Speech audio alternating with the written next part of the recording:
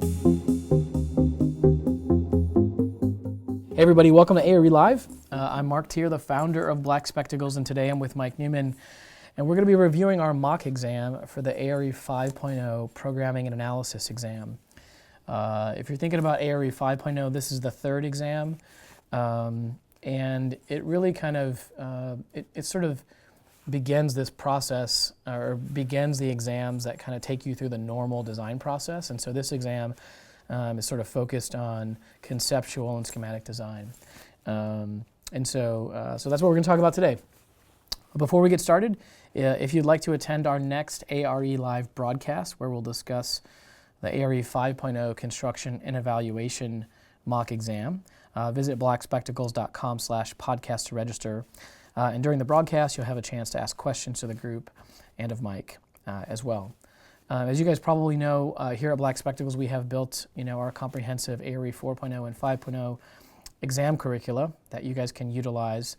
And I often like to remind folks that if you'd like your boss to pay for your Black Spectacles membership, be sure to tell them about our firm licenses, which are really for any size of firm. So whether you work at a 10-person or a 10,000-person firm, we have a firm license that gives access to multiple users, group admins, and reporting and all that kind of stuff. So you can, if you want to learn more, if you want to get in touch with us and or have your, have someone at your firm get in touch with us, you can do so at blackspectacles.com/firms.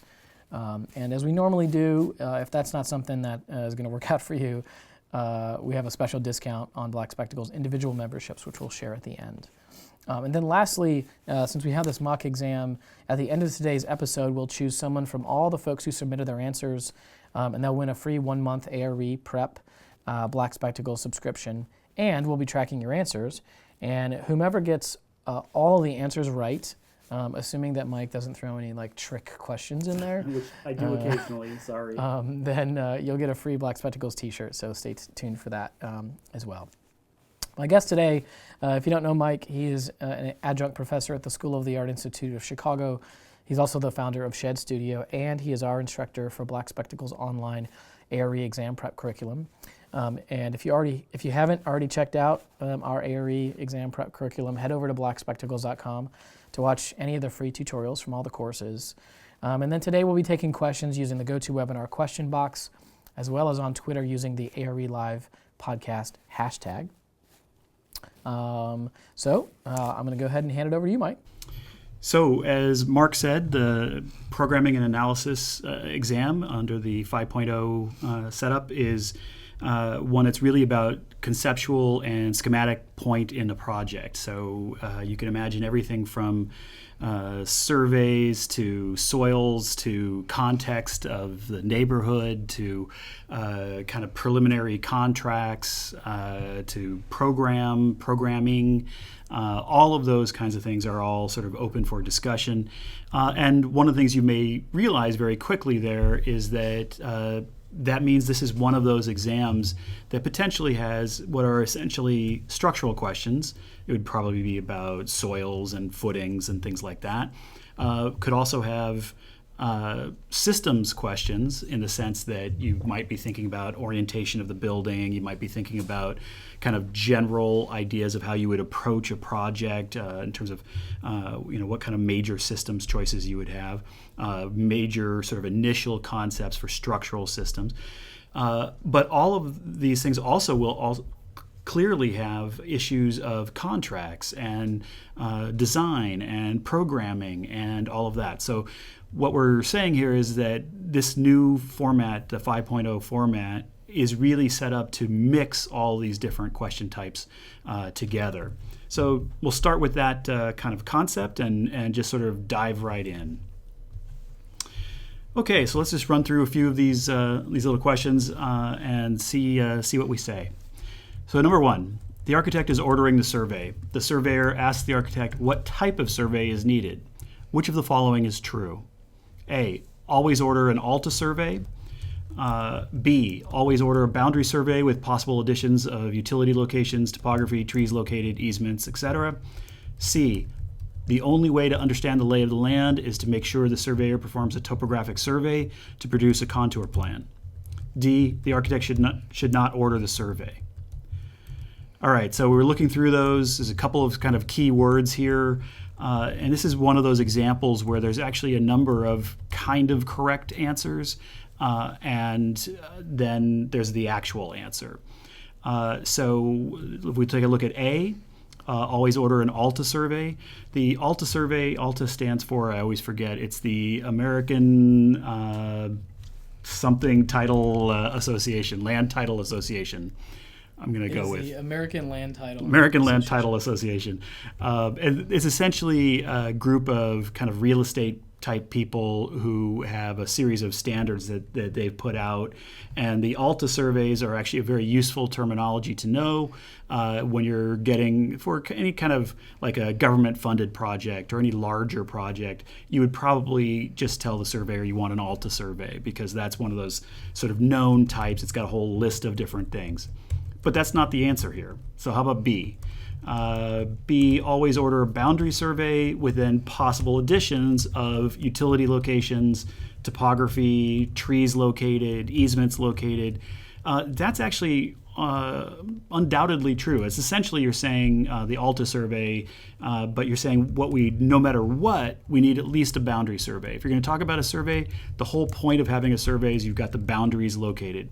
The survey is a legal document. It's a legal document describing the land. So the boundary is the key aspect of that legal document. It's the essence of that legal document. So it would always have a boundary survey.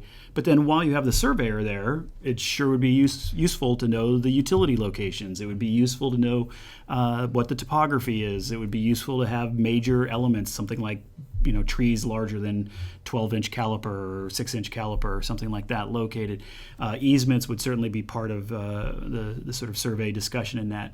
So B is a completely reasonable answer, that you would always order a boundary survey, and then you're adding on those other elements. The ALTA survey is a version where they've just pre-described what the other elements are. But B isn't right either.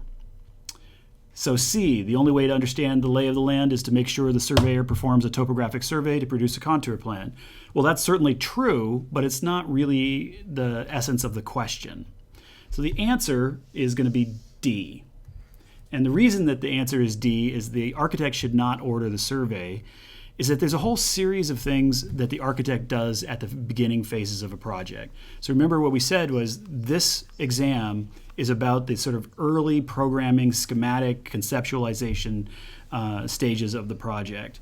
And so this is at that beginning point as things are just sort of coming together.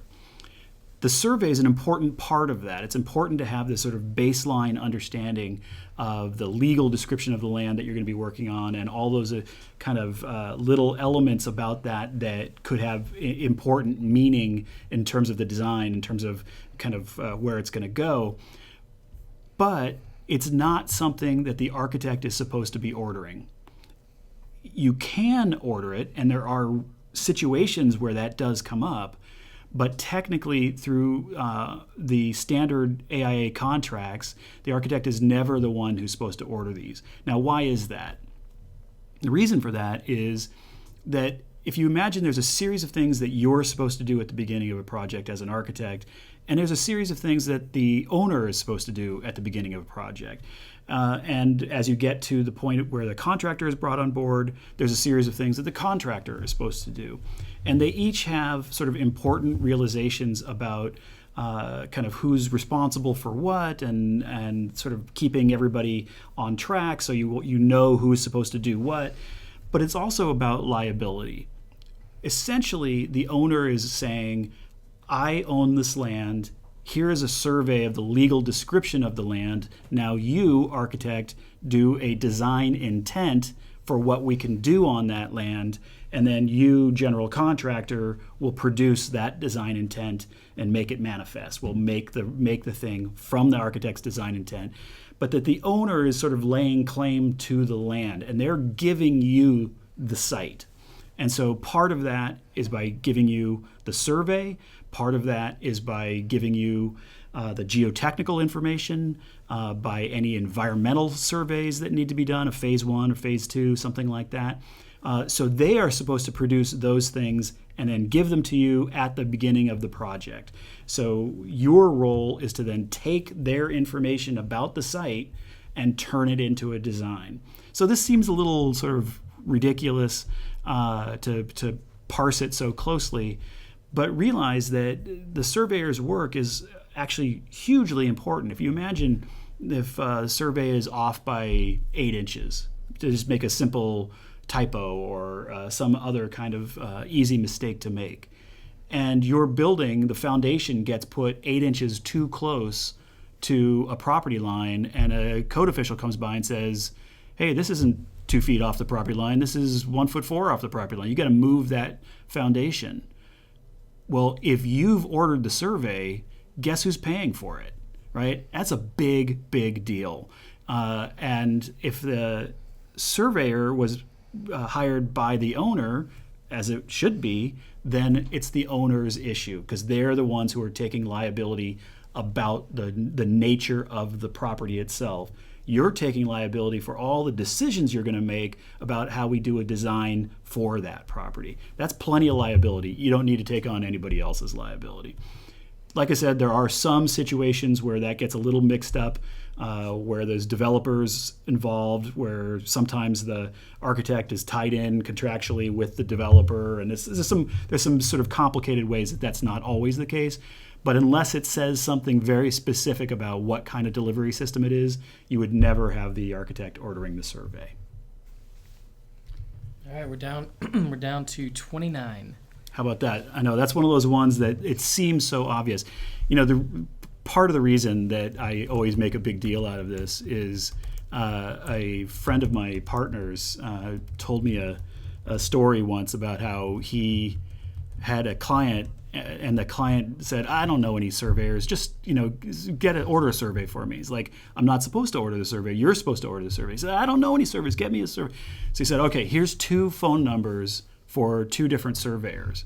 So the guy chooses one of them, calls them up, goes through, the project goes 6 months later, turns out there was a problem with the survey, and the guy sues the architect and wins. Like, I couldn't believe it. But it turns out it's a real thing. It actually happens. I know somebody who it happened to. So I don't want that to happen to you. And it definitely shows up on the exam, because that's one of those sort of simple organizational things. Okay, number 2, when thinking about the possibilities for solar gain in passive and active systems, which of the following would be terms that you would be considering? Choose 3. So a certain percentage, not a huge percentage, but a certain percentage of the questions will be these choose all that apply questions, kata questions, I think call them. And they're usually pretty easy with maybe one complicated one. So let's just sort of run through what our possible answers are here. So we're talking about solar gain in passive and active systems. We're thinking about the possibilities. So we're trying to understand is this a possible thing? Where is the sun going to be? Will we have enough sun? And so our terms here are orientation, scope, azimuth, solar angle. Excuse me. Node, feasibility gate, mechanics lien. Sorry. Don't worry, Mike is not choking right now. Yeah, just getting a little drink. All right, so we're talking about solar. Therefore, we are talking about the kind of movement through the sky. You were talking about how much sun is going to be hitting the site. Is it worth putting in a trom wall? Is it worth putting in a greenhouse in a specific site? And the way that we would figure that out is by understanding where the shadows are, understanding how much sunlight is going to be coming in. And the 3 terms that are directly related to solar movement are going to be orientation, azimuth, and solar angle. So azimuth is, if you can imagine, if we have our site is, so there's our little building, there's our site, and we have, say, north up here, and you know that the sun is rising in the east and setting in the west. So if you sort of did it in plan form, let's say Sun was rising there, setting there. And it's, let's say, 11 in the morning, something like that. So, all right, we're right there. That is the azimuth. So it's the angle off of the cardinal direction. Typically, it's the angle off of south, which is one of the cardinal directions. But it doesn't have to be. It could be off of north. It could be off of east or west. It always seems weird to me that they don't just say it's the angle off of south. But it's the angle in plan off of a cardinal direction in order to help you understand the sort of location of where the sun is. The solar angle, if we imagine this is now up in the sky, so let's say that that's where the sun is. We now know where the azimuth is, and that would be the solar angle. So that's telling us how high off of the horizon the sun is. So those two terms are the way that we locate something in space. So in the summer, like this is showing, and how do we know this is summer is because it started north of due east and sets north of due west. So it's got to be a summertime in the United States at least. That in that high summer angle, we can, with those two numbers, the azimuth and the solar angle, we can figure out where the sun is at any point during the day. As you get into the winter, it'll be a lower solar angle. As you get into the winter, it'll also be a diminished amount of space on that azimuth run there, because we'll start south of due east and we'll end south of due west. So hopefully that all makes sense. Those are the three terms. Scope clearly would be a useful thing to know about. That just means the amount of work. Node is about a totally different concept. Feasibility gate is one of my favorites on this particular one because I just made that up and I thought it sounded good. Mechanics lien is about ownership of a project and whether the project actually, you're being paid for the work and laying claim for pay for the work. So that's a totally different thing. So the ones here that are about solar angle and all of that are orientation, azimuth, and solar angle. Orientation is just that sort of general description of what we just went through. So in North America, if you have a lot of windows on the south side, in order to get a lot of sunlight in, that would be a question of orientation. You're orienting the fenestration to the regular sun path. Okay. Seems like there's a little bit of an art form for coming up with terms that sound like real architectural Yeah, answers. well, one of the things, I'm glad you actually mentioned it, because one of the things I should say is on the actual exam, there won't be kind of fake terms like that. That's a fake term. That's just me making up a term.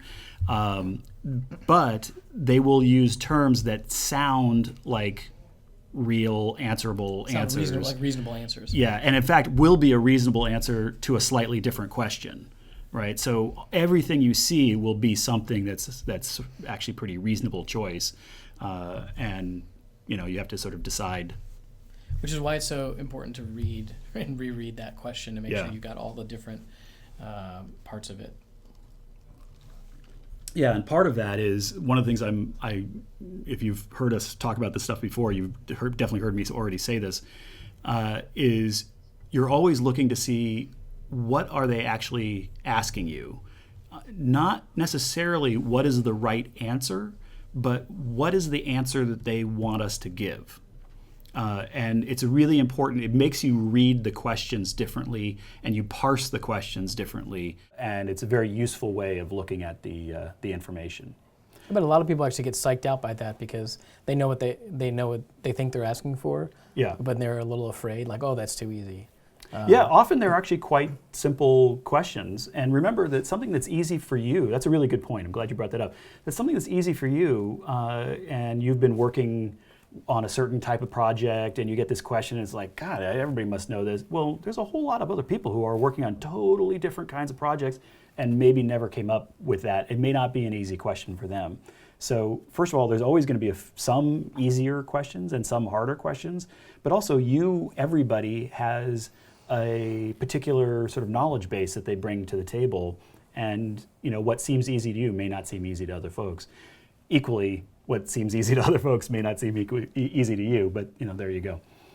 All right, number 3, and this one is actually probably not how it would be worded in the actual exam, because it would probably be part of a more complicated question, but I wanted to keep it sort of reasonable and simple so we could just have a quick discussion about it here. Number 3, the preliminary design suggests that there will be a need for a parking lot of 36 spaces.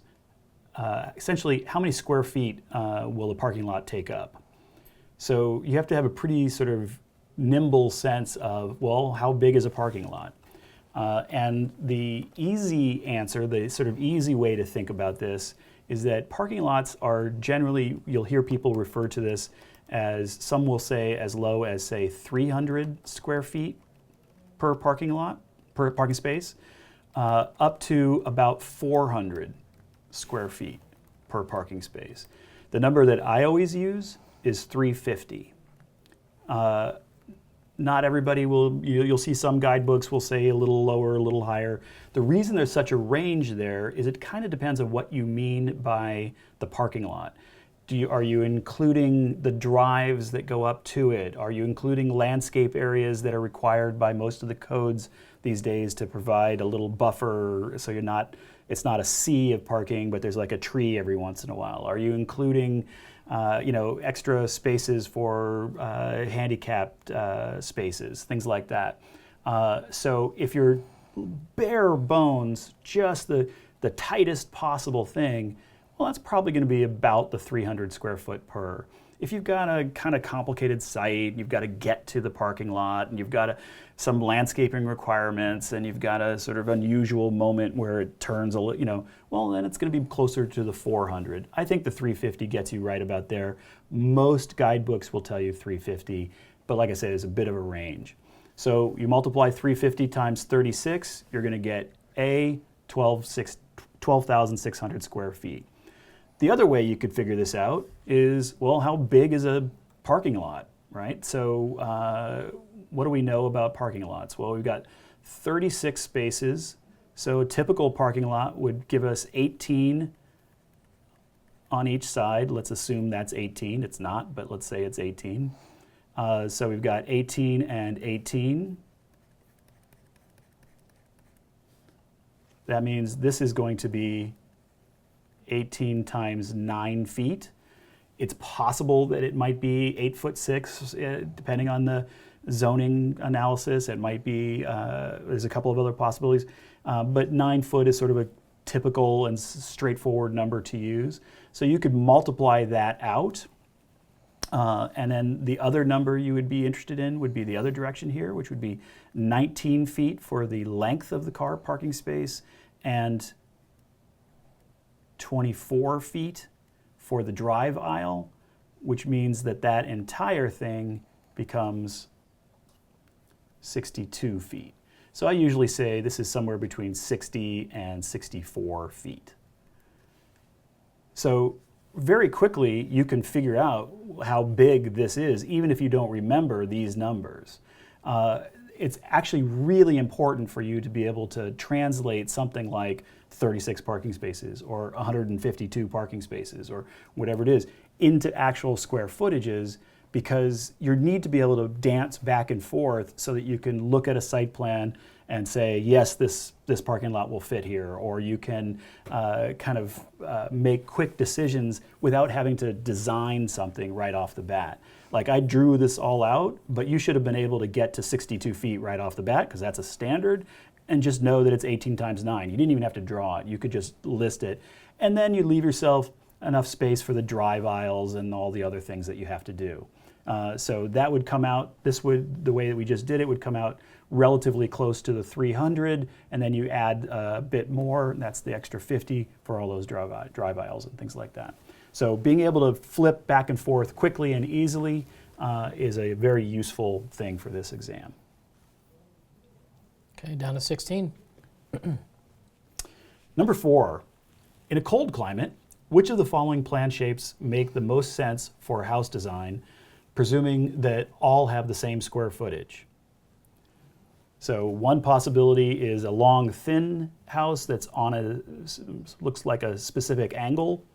Another possibility is a more squarish house with a courtyard. Another is an actual square structure and plan. And the last one is my version of the Villa Rotunda. The Villa Rotunda is probably a pretty good answer, but yeah, we're not going to answer that one. So that's not it. That's more there for fun. So it really is just between these three. And each of these three are reasonable answers for a climate, but only one is the reasonable answer for a cold climate. So the question becomes, well, what are the issues of a cold climate? And the biggest issue is it's cold, and you don't want to lose heat out of your walls. So you want the most efficient of the building plans, so I have the least amount of heat loss per square foot of building.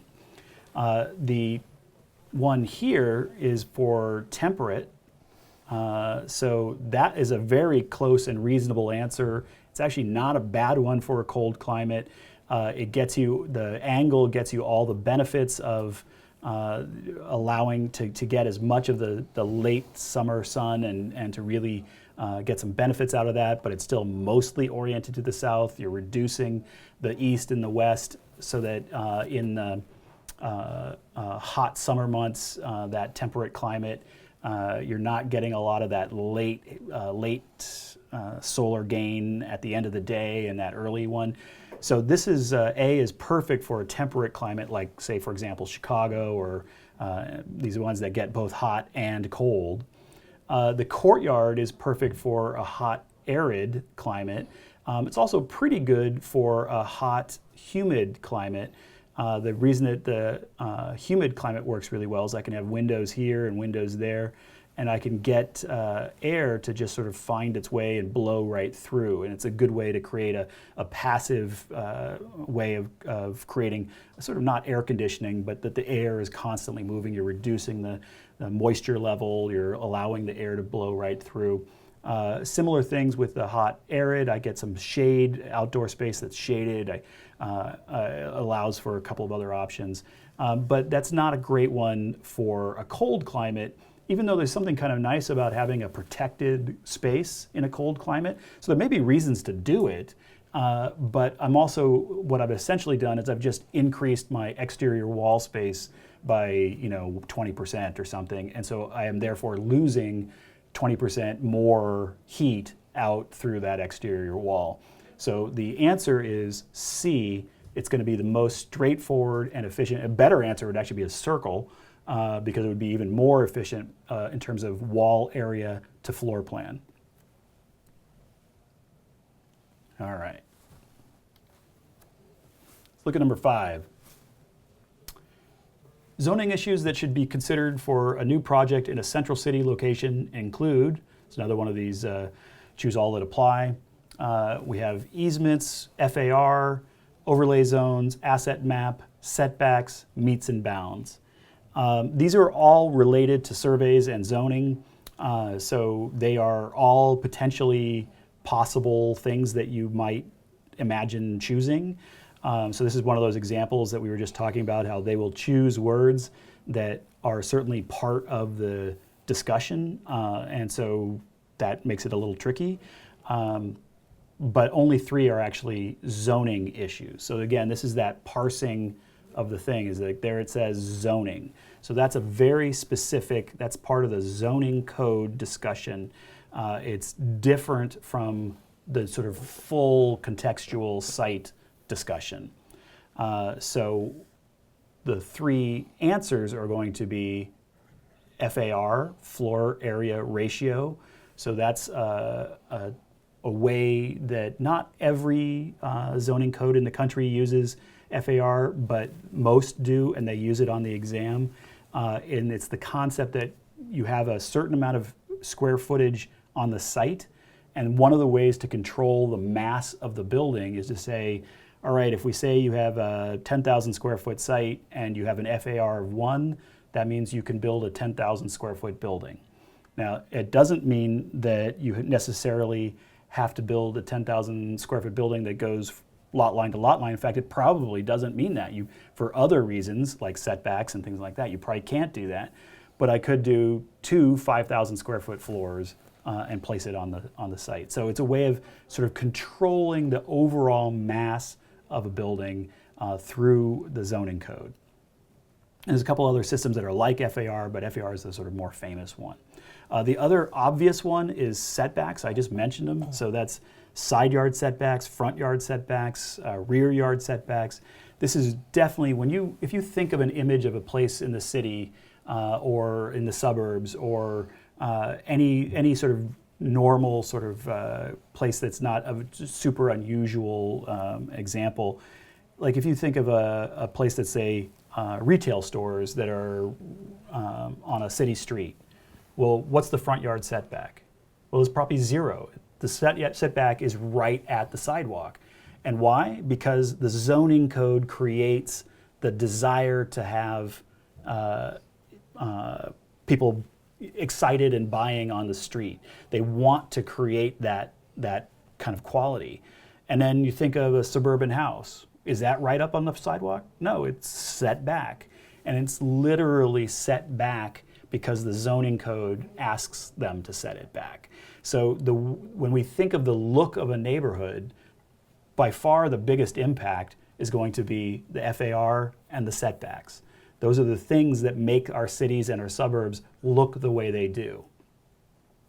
So then the big question is the next one, and it could be easements, it could be overlay zones.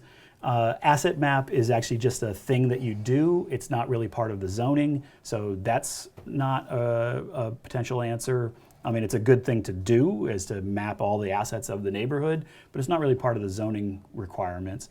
And meets and bounds is another sort of interesting one, but meets and bounds is actually a type of surveying. So it's more of a survey question, not really a zoning question. It's a really interesting survey question. It's one of those ones where if you're way out in the middle of nowhere and it's going to cost too much to have the surveyor really figure out, where it is in relationship to other stuff, you might just do a meets and bounds, which would be where you start at some known place and then you go a certain number of feet in one direction and it'll say 502 feet and it'll give an angle. And then you get to that spot and then it'll say, all right, now we're going 615 feet and then it'll give an angle. And then eventually it'll come back down to there, and all of those numbers of feet and all those angles will create what is effectively a survey. So meets and bounds, really interesting way of doing it. It's the old school way of doing this. When I say old school, I mean like 1700s old school, but it's still done in those sort of unusual locations. So it's not meets and bounds, because that's not about zoning, it's about surveying. So the question really is between easements and overlay zones. And it turns out it can't be easements, so it's not easements. Why isn't it easements? Easements seem a lot like zoning. They are a lot like zoning. They are restrictions on a site that sure seem like they should be right out of the zoning code, but they're not from the zoning code. Easements are actually legal descriptions on the land. So if I own a piece of land and the utility company wants to put a power line through, they would actually write a contract with me and I would sign that contract and it would ride with the deed. So it becomes part of the deed. It's an understanding of the overall sort of legal description of the land, but it's my land and my legal description. It's not the zoning code telling me to do something. It's that I have signed a contract with the utility or with the next door neighbor or with whoever. So easements are private deals that ride with the deed. Now the ride with the deed is really important because that means that Mark tries to pull a fast one on me and makes a special deal with me that I can access my site with a driveway through his thing, and I pay him a bunch of money for that, but we don't actually sign the contract and it doesn't end up becoming an easement, and then he turns around and sells the property to somebody else, and they say, hey, look, I got the deed right here. It doesn't say anything about you having access through my property, and Mark walks away with the money, right? So this is one of those things. It's an important element. You'll find easements that might have been written in the 1600s, 1700s, 1800s. They ride with the deed in perpetuity until something is done to take them off. So easements, really likely possible thing to be dealing with at this point. It's just not a zoning thing. So okay, what are overlay zones? Overlay zones are something that they are very much likely to ask you about. This is a situation where you say, all right, I have a whole series of zoning rules, and those zoning rules say, with this size of a site, in this kind of district, I can put in 72 units of housing. But the overlay zone may say, yes, but if you make that affordable housing, we'll give you 10% more. So it's not that it's specific to that location. Most zoning maps, most of the issues are specific to a particular location that is a particular district. The overlay is saying we have other issues that we want to encourage or discourage, and we're just going to lay those on top of these other situations. So it could be affordable housing, it could be green roofs, it could be any number of sort of things that the city has decided, the town has decided that they want to encourage or, as I said, discourage. And so it's a way of giving a little nuance and kind of opportunity built into the zoning code itself. So it allows things to be less strict and provide opportunities for various developers. It's become a big thing around the country, and it's also become a thing on the exam, so it's worth sort of noting. There's a couple different terms. It may not be called overlay zones, but overlay, some people with overlay regulations, things like that. Okay, number 6. The site topography requires that the new post office building that you are designing and its parking lot will need to be at different elevations. There's a 3-foot elevation difference. For obvious reasons, you have decided that you want the cost to be as low as possible and hope to not need extensive railings. What is the best minimum distance for the walkway/ramp from the parking area to the main entryway of the building? So there's a couple of possible logical answers here. The first thing, everybody knows we're talking about an accessible ramp. What's the ramp slope? Well, it's going to be 1 to 12. So if I have 36 inches, which is 3 feet, if I have 36 inches vertical, that means a direct accessible slope would be 36 feet long. That is not the right answer. Why is that not the right answer? Well, there's 2 possible reasons why that's not the right answer. One is, if I have an accessible ramp, every 30 inches vertical, so 2.5 feet, if you are expecting somebody to go up vertical height, they need to have rest points. So every 30 inches vertical, I would need to add a 5-foot landing. So the bare minimum, it could be, if we were doing an accessible direct and accessible ramp, would be 41 feet, because you would have to add that ramp in no matter what. Even that's not really the right answer, though. Why not? Because the other key thing it said was we want to keep the cost as low as possible and not need extensive railings. If we're going to do an accessible ramp, it's going to have curbs, it's going to have railings, it's going to have railing extensions, it's going to have all the things that any ramp would have to have. That's going to be very expensive, and we've specifically said we don't want that. So what would be the minimum that we could do and not have that? So the question is, what defines an accessible ramp? Well, the steepest accessible ramp, as we just said, was a 1 to 12. If we have a 1 to 20, that is the lowest slope that's still considered an accessible ramp. So if we chose the 20 for that 3-foot elevation difference,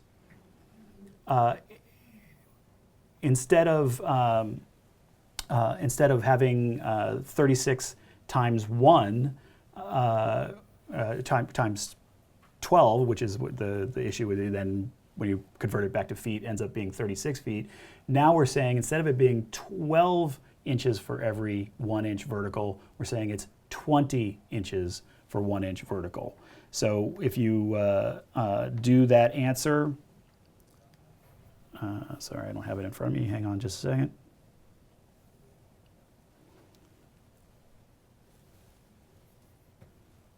That's 60 feet. So 60 feet gives me a slope that is no longer considered a ramp. It's just slope. So I don't have any requirements for railings. Just like a sidewalk that has a little bit of slope to it, just like anything like that. So the fact that I am trying to make this as cheap and reasonable as possible, interestingly, I make it longer in order to make it cheaper. Now, that one probably threw a lot of people. So my guess is if you got somebody who figured out the 41 feet, that's pretty great. I think 36 doesn't quite do it. I think you got to know that there's a little bit more going on. But the best answer would be 60 feet. Now, technically, it would be 60 feet and 1 inch or something because it has to be slightly lower slope than 1 to 20. But this is an important concept to understand, and that's why I wanted to do a question about it. I don't think a question will come through quite like this, but this is the kind of thing you need to sort of recognize that says, all right, there are rules and it's easy to slip into the, like everybody knows that it's 1 to 12, right? We all know that, but it isn't always 1 to 12. There are times when I do a 1 to 8. There's times when I do a 1 to 24. The 1 to 8, that's not an accessible ramp. It's still a ramp, it's not an accessible ramp. When we say the 1 to 12, we're really talking about 1 to 12 to 1 to 20. That's a very particular set of ramps, set of dimensions that have a whole bunch of extra rules to them. Everything beyond that has their own set of issues, right? In this case, we had a couple of different things to deal with, issues, topics to deal with, and one of them was saying, let's not use railings. Now, on the actual exam, it would be more clear, I think, than the way that I wrote it. So let me ask, so the 1 to 20, you're saying that at that slope, you don't need railings? You don't need railings. Okay, cool. I did not actually know that. I think it got a lot of people off too. I think, as you're saying, this is a good example of maybe don't sweat this question as like whether you got it right or wrong. Yeah. This is really meant to bring up the issues. It's more of like an exercise in really looking closely at all of the stuff that's in the question and being really, because a lot of times they're going to be really specific with some of they'll throw in one word and that one word will change the whole meeting. And in this case, Mike threw in that phrase that he underlined about extensive railings, and that kind of changed the whole meeting. So think about it maybe as an exercise and in searching for, what are those words or those phrases that are kind of what's actually going on. One thing I will say is I would actually, if I was rewriting this, I would get rid of the word hope because that's not strong enough. So that's on me. But if you just take that word out, not need extensive railings is a pretty clear, like the one thing you think about with an accessible ramp is all the railings. Like it's thousands of dollars in railings. It's much, much easier to go a few more feet of ramp without any of that than it is to go shorter distance with all the extra cost and complication of those things. And you didn't have railings when you're at 1 to 20. Was that what you were thinking there? Right. Okay, got it. Cool. All right, so 7, the preliminary design shows a 3-story building for the site. Using some preliminary calculations, the typical column load looks to be approximately 60 kips. Looking through the soil report, you see a series of possibilities. which of the following seems to be the most likely for your preliminary design for the footing size and depth? So first of all, let's say where did the soil report come from? Like we just talked about earlier, the owner has supplied the geotechnical information, so the soils report actually is given to the architect by the owner. You don't actually order it, the owner orders it. Now, having said that, there's plenty of times when I've ordered the geotechnical because the owner just couldn't get it together. So I've done that many times, but technically I'm not supposed to have done that. So they've sent me this thing. I'm now looking through it. I'm trying to figure out, we have a preliminary conversation with the structural engineer. They say, yeah, there'll be about 60 kips. You're trying to get the conceptual drawings so they look at least reasonably accurate. And we're trying to figure out which of the following seems like a possible thing. So let's throw away a couple. The first one we're going to throw away, see that word peat? Peat means organic. Anytime I have organic material, means that it's going to change shape. It's going to decompose. It's going to go through a process. I will never build anything on top of anything with peat or any organic material. That word is in there specifically to trip you up. That is the classic sort of, go ahead, it looks reasonable. You've all heard the word peat before. That must be a reasonable choice. And it's a famous one that they put in there in order to get you to make that choice, and it is absolutely wrong. You never build on top of organic material. You would always strip it away and get something non-organic to put it on. So we can get rid of A. Another one that we can get rid of, this talks about a typical column. So it doesn't say anything about being like near a property line or anything like that. So another one that we can get rid of is this one that is 4 by 8. Why would we do a footing that was 4 by 8? So if you imagine a footing kind of long and thin, and then there's a column kind of in the middle of it, that just doesn't make any sense. That,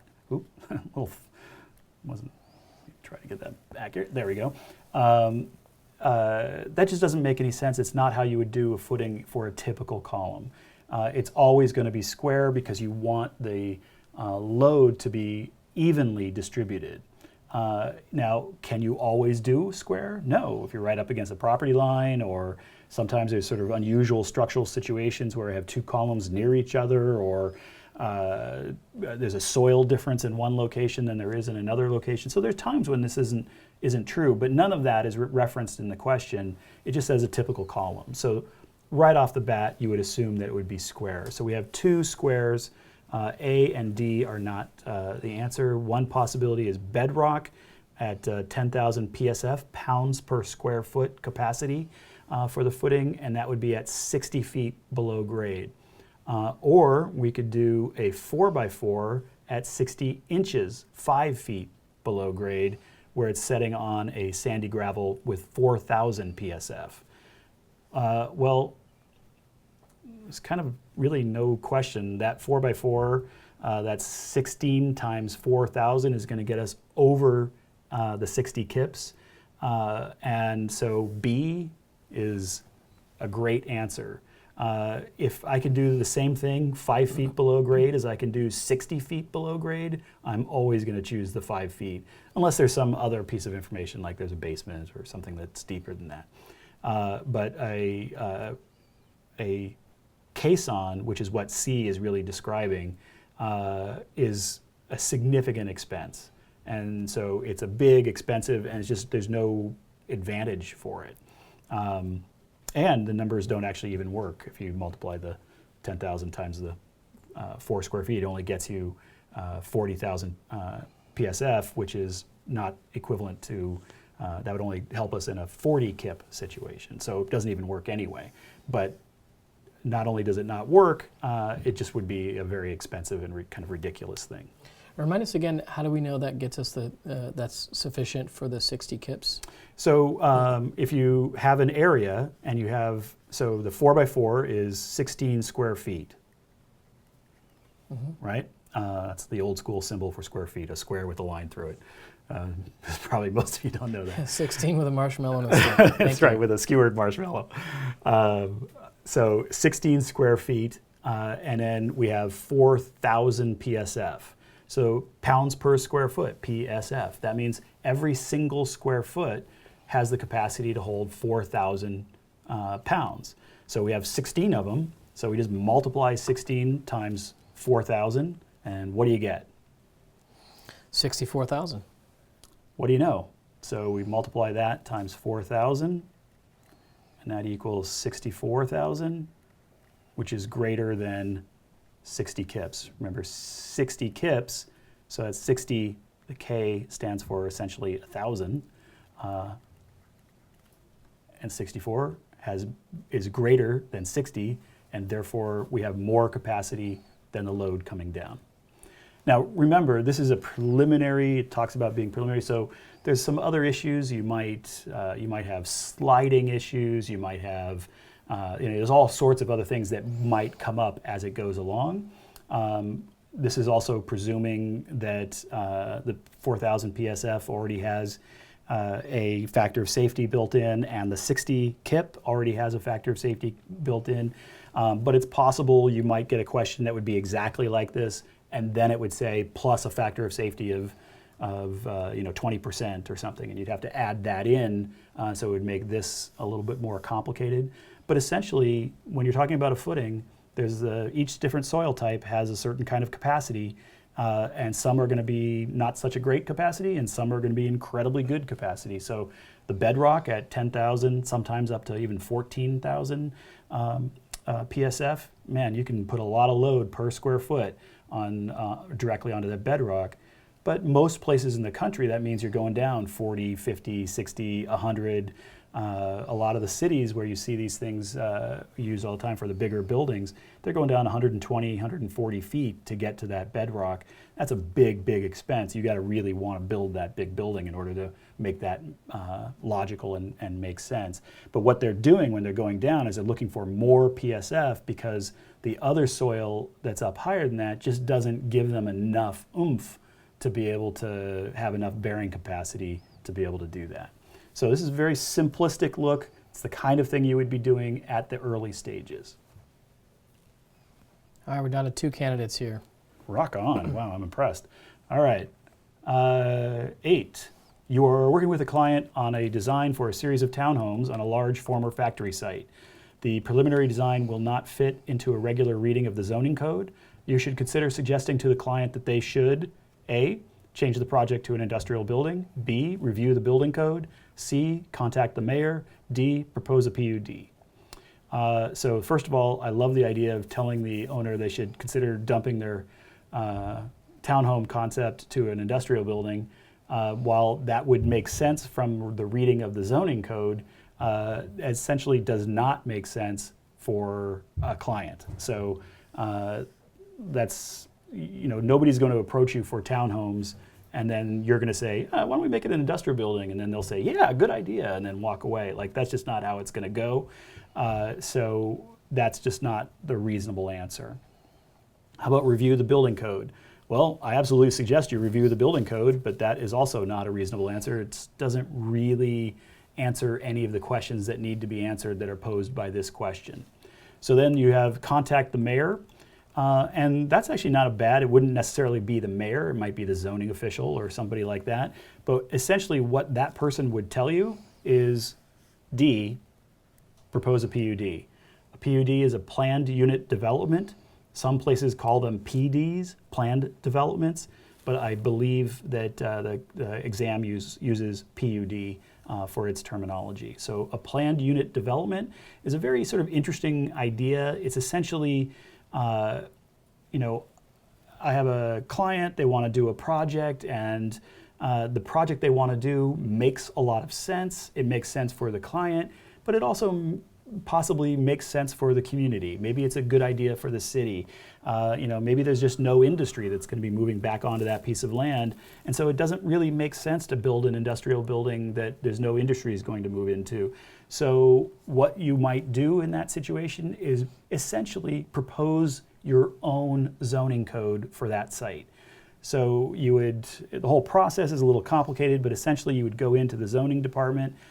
You'd say, look, this is what we want to do. They would tell you all the things that they would be concerned about and give you sort of a preliminary idea whether it was plausible or not. You and the client would then hire a bunch of people who are like zoning lawyers and people who can do marketing analysis and all of that kind of stuff. And you would essentially write, not probably you, the zoning lawyer would write, but you would supply maybe diagrams for and things like that. You would write a section of the zoning code and you would write all your own issues, like how big the streets need to be, how big, where will the stormwater go, all of those, how often will there be street lights. All of those kinds of zoning issues you would sort of put into this code that you would write. You'd then give that back to the zoning department. The zoning department then would review it, maybe ask you to make some changes, and eventually, if they think it sort of seems reasonable, they don't get to say yes, go ahead, but they do get to be able to give it to the government. So your city council or town manager or whatever kind of city government you have, and then that town manager or that city council can review it. Maybe they have their own set of changes. It might go back and forth a couple of times, but eventually, if they like it, they will vote it in. And the reason they have to vote it in is because you are literally changing the zoning code. And the code is a law. It's a thing that has to be passed like any other code or law. And if you're going to change it, it has to be changed by them. That's why it can't be done by the zoning officials. They're important because they're the ones who are giving information to the city council, but the city council has to actually vote it in. So this seems like kind of a peculiar and sort of like, why would this ever come up kind of thing, but it's actually kind of an important concept, and it definitely does show up on the exam pretty frequently. And the reason it's an important concept is because the zoning codes, they do their damnedest. Zoning codes are written and it takes a long time to write, and the economy changes by the time it gets produced, and it's now 20 years later and everything's a little different. And so they're always looking for ways to kind of keep things up to date, and if they can shoulder that off to the client, that's great. And then the client pays for all the lawyers and does all that stuff. But there's a clear process, and you have a sort of a clear thing, and there's a moment there for the client to get what they want, and there's a moment for the city council to make sure that the city gets what it wants.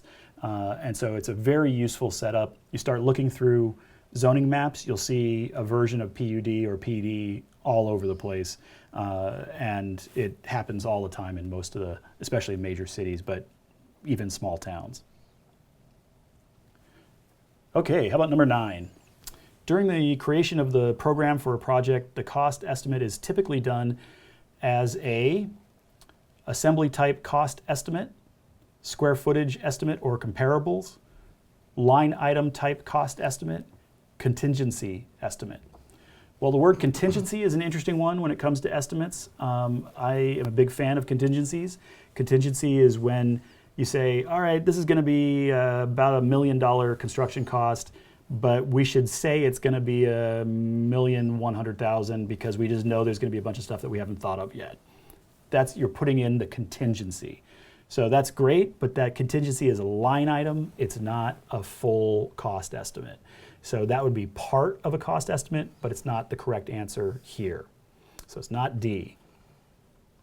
A line item type cost estimate means there's literally every different line item is called out. So everybody who's ever done a review of a full bid from a contractor knows what a line item type is. It's very, very detailed and would not be an appropriate thing for an architect to do at the beginning of a project. It's just too much detailed information. You don't know enough to be that detailed yet. So it's the wrong place for your energies to go in. So it's not a line type. So then the question comes, are we talking an assembly type cost estimate or a square footage estimate or comparables? An assembly type is when you're saying, okay, we have a brick veneer wall with a CMU backup and we have a floor system that is open web steel joists that are bearing onto the CMU, and then there's a steel pan corrugated deck with a concrete fill. Well, those are assemblies, right? That's a wall assembly and a floor assembly. And then you might have a roof assembly. You might have 2 or 3 different wall assemblies. So instead of going through and saying, all right, we're going to have, 84,000 bricks, you're just going to say, all right, I'm going to find the information that says for a brick with a CMU backup, what does that cost per linear foot? What's sort of the general cost range for something like that? So I'm looking at the overall assembly, and then that cost that I get for that is including the CMU, the brick, the reinforcing, the grout infills, the rigid insulation. It sort of puts it all together and just gives you a simple per linear foot number. Is it as accurate as a line item type? No, it's not going to be as accurate. It's obviously, if you do a fully detailed cost estimate, it's going to be more accurate. But an assembly type gets you pretty close, and it's a good way to sort of understand where you're at. But even that one, you're at the creation of the program. You're at the very beginning. You don't have enough information. You haven't decided whether there's a brick veneer with a CMU backup. Maybe it's a metal stud backup wall, not a CMU backup wall. You're just not there yet. So an assembly type is what you would do kind of at the end of DD, design development, something like that. So the answer here is going to be B, just using simple square footages. It's going to be $200 a square foot. It's going to be $250 a square foot, something like that. You're going to have a general idea of how big things are. You're going to have a general idea of how much money it is per square foot. Anything more than that is really too detailed for this situation. Comparables is an interesting one. That's where you say, all right, we're doing a high school, and it's a high school for 520 kids. We did a high school 2 years ago for 400 kids, and that worked out to about this amount of money. This is a little bit bigger, and now it's a little bit later. Things are a little more expensive. We can judge it off of that comparable situation. Or maybe that was in a more expensive neighborhood. This one's in a less expensive state, not neighborhood, state. And therefore that we can start with one number and then just sort of adjust it. That's what you're talking about, comparables. And those are very, very useful at this stage. So either square footage or comparables. When you're talking about that program level, you really can't be beyond that level of detail. Okay, we're going to do one quick bonus question here because I just wanted to make sure we talked a little bit about topography. So, all right, using swales, protect the building pad from the groundwater flow. So one thing to say, first of all, is building pad is a kind of unusual term. Most architects, when they see the word pad, they think of concrete pad. And so they think of that as being a built thing. In actuality, in the terminology of the exam and in kind of civil engineering terminology, building pad just means the sort of cleared out area that's ready to have construction happen. So no construction has happened other than kind of general site preparation. So we have the building pad shown. It's sort of a generalized area. This would not be necessarily the actual floor plan. It's just sort of that's the area where the building will go. But now we're talking about using swales. We want to protect that area. We look at the numbers off the side. They're high up here and they're low there. So the high point is over here. Obviously, the thing we're worried about is if you imagine rain coming down here and flowing down the site. We don't want that rain to come into our building or even our construction site. So how do we stop that from happening? Well, okay, we're going to do a quickie here. I'm going to do some swales. I'm going to cut into that ground.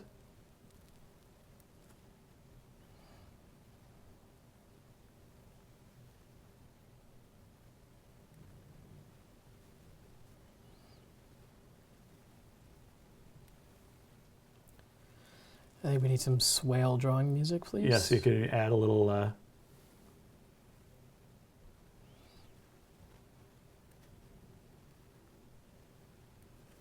So what we've done there is we've dug out, we made a ditch here and here so that any water that's coming down this hill that's going to attack our building is going to be taken right around the building. So I might do something like that.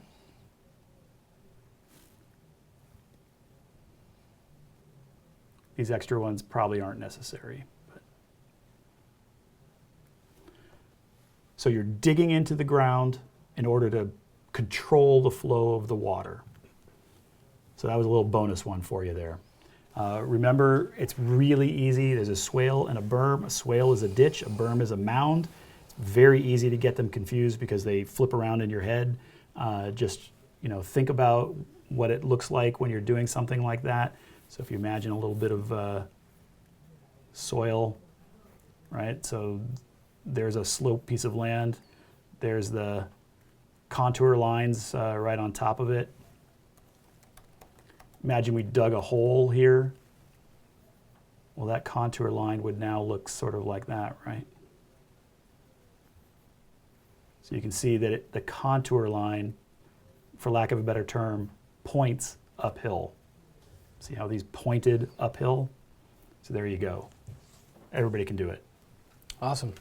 All right, if anyone has any questions here, we may take one more, but I think we've kind of answered most of them as we've gone along here. So let's just see. I don't see anyone else throwing any questions in there. So we'll go ahead and close it up. So thank you, Mike. Really appreciate you putting this together for everybody. Thanks to everyone who's tuned in and who submitted their questions today.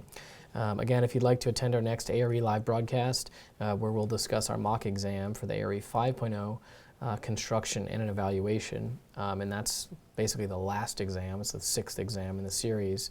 You can visit blackspectacles.com/podcast to register to attend. Just like today's episode, you'll have a chance to ask questions and share your answers with Mike in the group for live feedback during the broadcast.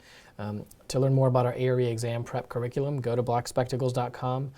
There you can try out any of the free course videos.